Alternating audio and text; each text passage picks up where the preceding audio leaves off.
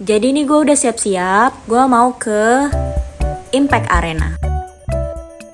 By the way nih kayaknya teman-teman hostel gue udah pada pergi dari subuh kelam tadi deh. Soalnya mereka udah nggak ada. Dan ini hostelnya nggak perlu dikunci ya, karena memang nggak ada kuncinya. Tapi insya Allah aman. Memang selama gue di sini sih gue ngerasanya aman ya. Nih gue jalan kaki beberapa menit keluar dari gang hostel dan ini angek barangkang kalau kata orang Padang ya. Dan di sini tuh banyak jualan sarapan gitu karena memang masih jam 9 gitu kan. Tapi gue tuh tipikal orang yang nggak bisa sarapan. Sekali sarapan tuh langsung sakit perut. Ada yang sama nggak sih kayak gue?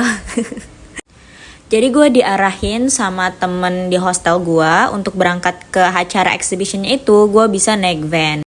Jadi harus ngelewati jembatan penyeberangan orang ini dulu. Untuk beberapa hari ke depan, gue pastinya bakal ngelewatin jalanan ini terus nih, jadi gue harus hafal. Pas turun tangga tuh udah banyak bus-bus sebenarnya, cuman kan gue nyari van ya.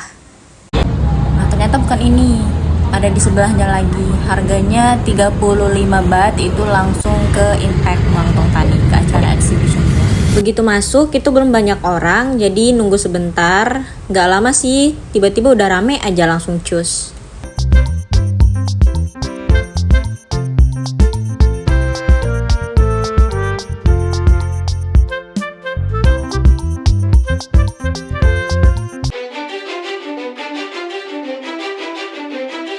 Alhamdulillah nih akhirnya sampai, tapi tadi tuh gue pakai acara nyasar dulu coba. Aku ditolongin dia guys untuk masuk sini. I want CP lamb.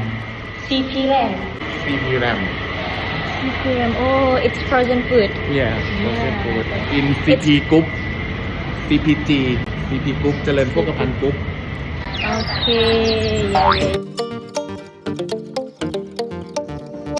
Begitu masuk langsung ngelihat banyak orang, ya wajar ya karena kan ini acara internasional dan ini pun acara Expo makanan terbesar di Asia. Dan acara ini tuh tempatnya terbagi dari 12 hall, ada yang khusus kopi, ada yang khusus meat, ada yang khusus seafood, itu tuh macem-macem dan gede banget, nggak mungkin selesai dalam satu hari sih buat ngelihat stand-stand makanan yang ada di sini. Makanya ini diadakan selama 5 hari dari tanggal 23 sampai tanggal 27 Mei. Sebelum masuk ke ruangan harus siapin dulu barcode yang udah kita dapat lewat email, nanti di scan. Nah ini suasana ketika masuk ke dalam ruangan, banyak stand-stand dan juga ada daftar startup apa aja sih di tanggal segini sampai segini. Hai semua, little update of this event. Gue baru aja ikut acara Future Food Experience yang dimana ini adalah salah satu rangkaian dari Food and Beverage Exhibition yang diadakan oleh Thaifex Anuga. First thing first, dimana gue bisa tahu info ini, gue cukup aktif di LinkedIn walaupun gue nggak post setiap hari. Nah, ketika gue scrolling tuh, gue lihat ada info tentang Thaifex ini. Gue penasaran juga sih, apa sih Thaifex segala macam. Akhirnya gue klik linknya, websitenya. Di situ ada info mengenai Expo makanan dan juga ada workshop, conference, or seminar, we can say. Dan keynote speakersnya itu dari para expert, ada juga dari owner startup, dan banyak dari orang-orang hebat lainnya. Nah ini yang bikin gue tertarik, karena gue kerja di bidang makanan, which is perikanan. Gue ngerasa gue harus update juga mengenai perkembangan teknologi makanan masa kini. Itu alasan kenapa gue bisa ikut acara ini. Halo guys, I just met at tapi belum kenalan namanya. Good afternoon, ladies and gentlemen. Welcome to Future Food Experience. And here, we are here again to invite all of you to eat together, to talk together, and share idea on future food here. And joining me here right now is Kun V. Santi Amagat, CMO and co-founder of Taste Bud Lab, Biobuddy, and Future Food Network. So, welcome everyone. This very special lunchtime that I can use this session for fuel your brain. I believe that many of you here might have heard about cell-based meat or cultivated meat for a little bit. Maybe just a name, maybe just a buzzword, but maybe not really know what exactly the meaning of cell-based meat. So before we go through the meaning or the definition of cell-based meat, just a little bit of my background. I am actually a teacher engineer by training. My educational background is in biochemistry, so pretty much I am a scientist who who work on the new technology that turn what we learn in the lab from growing tissue from cells into something that we can eat as well, not just for medical purpose anymore. So pretty much it's like the same technology that we already learned for a long time, growing cells, using just like the cells and also feeding nutrients, liquid nutrients to let the cell grow, and then let the cells develop from one single cells into like tissue or even into an organ. That's something that like the medical area would try to develop in order to be the new technology to help with the regenerative medicine and help with your health issue. But then the same exact technology can also be transferred into producing food that we can eat in the future as well. So after I learned about that, I first get into the tissue engineering world as a tissue engineer who grow bones, human living bones from adipose stem cell from your fat. But then I was like, this is exactly the same idea that like, if you only need the bones, you just grow the piece of bones and replace the bones that like, you know, malfunction or maybe to fix the defects. But then if you need the meat that you eat, whether it's like your steak or your chicken nuggets or your chicken breast, why do you have to grow the whole animal in order to just eat that meat? And then you throw away the bones or the feather or like the skin, right? And this idea is not new at all. The original idea of cell-based meat was like from 100 years ago. From like 100 years ago? From President Winston Churchill. I don't remember exact quote from the Winston Churchill, but he said that if we only need the meat, why do we have to grow the whole animal and spend like months in order to grow chicken, or spend like 2 years to grow a cow, and then we eat the meat part, right? So this idea was like a long time ago. 100 years ago, but it happens today. Right now. But then the readiness of technology was not allowed to, it's just an idea, it's just an imagination, but no one actually proves it that like, oh, we can actually grow it as a food, right?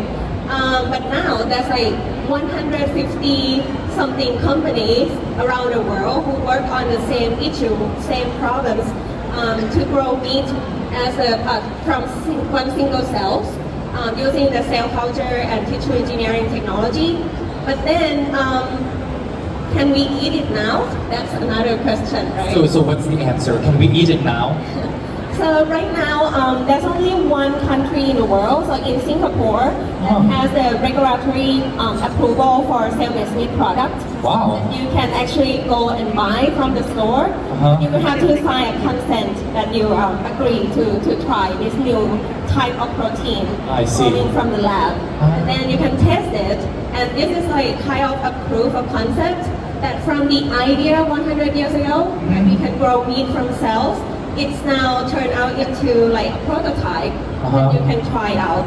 And it's not actually 100% commercialized yet, since it's not like, you know, approved by many countries around the world. I see. But at least that's some proof that like it's real. Right? It's real, and it's like a starting point.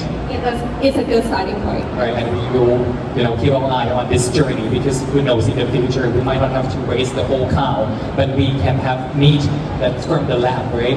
Exactly. Oh, wonderful. Anybody from Singapore? Just wonder, like, anybody here? Have you tried it before? No, not yet.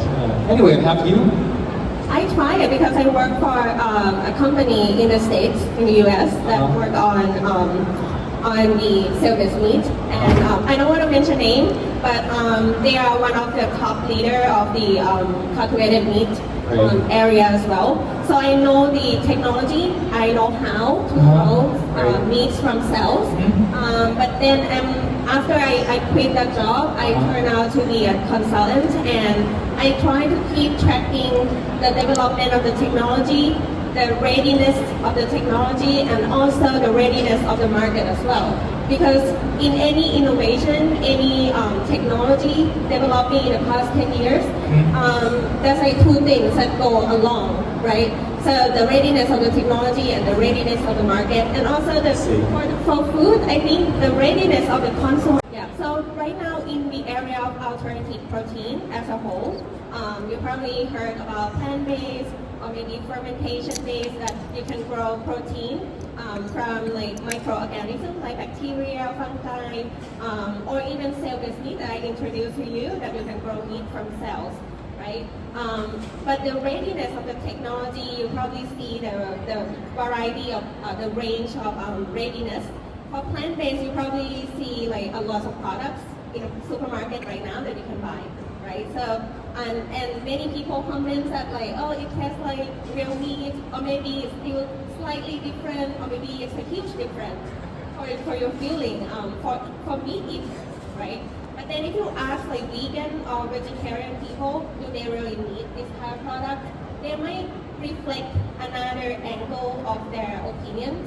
Like they can be happy eating just green leaves. They don't actually need the meat that looks like real meat and tastes like real meat, but they just enjoy eating leaves and vegetables. So it's like different kind of like preference from different group of people. But then for fermentation base, I will have to say that fermentation that you grow protein from bacteria or from microorganisms. This area for the technology itself, I feel like the readiness is more than the cell-based meat.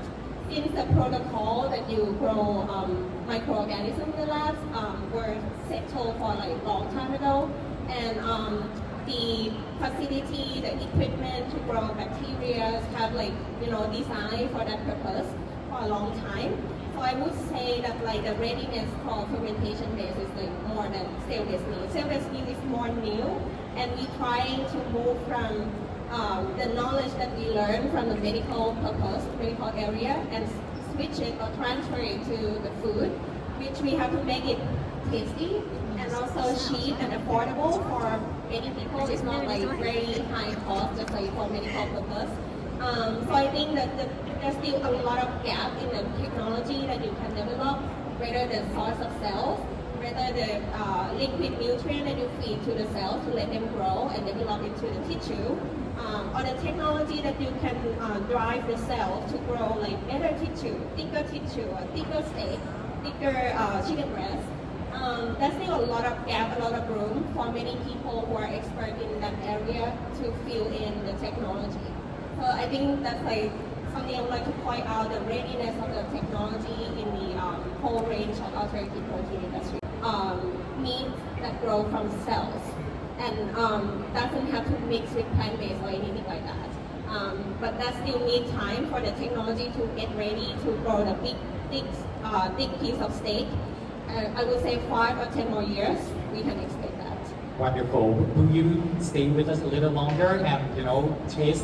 Tadi membahas terkait plant-based and cell-based. Karena ini lumayan menjadi megatrend di food technology right now. But honestly, gue tahu plant-based ini dari tahun 2021 sejak gue nonton videonya Nas Daily. Sebelum gue cerita lebih jauh, gue kasih tahu dulu apa itu plant-based. Plant-based ini adalah makanan yang menyerupai bentuk daging, ikan, ayam, ataupun pork, yang dimana berbahannya itu tumbuh-tumbuhan atau sayur-sayuran, bukan dari hewan. Dimana ini adalah sebuah teknologi alternatif protein untuk orang-orang yang mungkin tidak bisa makan daging karena hal tertentu, karena sakit, bisa digantikan dengan plant-based meat ini. Nas Daily ini menginterview sosok pemuda dari Israel bernama Ofek, di mana Ofek ini berkolaborasi dengan temannya, ada yang researchers basicnya itu nanotechnology, ada yang 3D food printing. Mereka membuat salmon portion yang benar-benar bentuknya kayak salmon, tapi terbuat dari tumbuhan kacang-kacangan, mirip kacang polong gitu, yang proteinnya lumayan tinggi. Kalau dari video itu gue lihat bukan bentuknya aja yang mirip, tapi juga teksturnya, lemak-lemaknya tuh bener-bener mirip menyerupai salmon. We can say mimicking. I know it's not easy. Pasti mereka perlu research yang cukup panjang. Gue yakin untuk orang yang fokus di food and science, ini bukan hal yang baru. Tapi buat orang yang awam, yang gak begitu ngeh dengan teknologi makanan, mungkin ini jadi hal baru. Dengan berkembangnya teknologi, makanan tuh memang udah macem-macem banget sekarang. Thank you. The new trend, right? People want to eat plant-based more and more, and Anybody else would like to provide any thoughts or impression about this steak right here? Would you like to tell us a little bit? Can you tell us a little bit about your impression about this steak? Oh, you had the whole thing already. I was hungry. Very good product. I agree with the previous slide. The texture is very, very good. It mimics the mouthfeel mimics meat protein very, very well. So, congratulations. Thank you.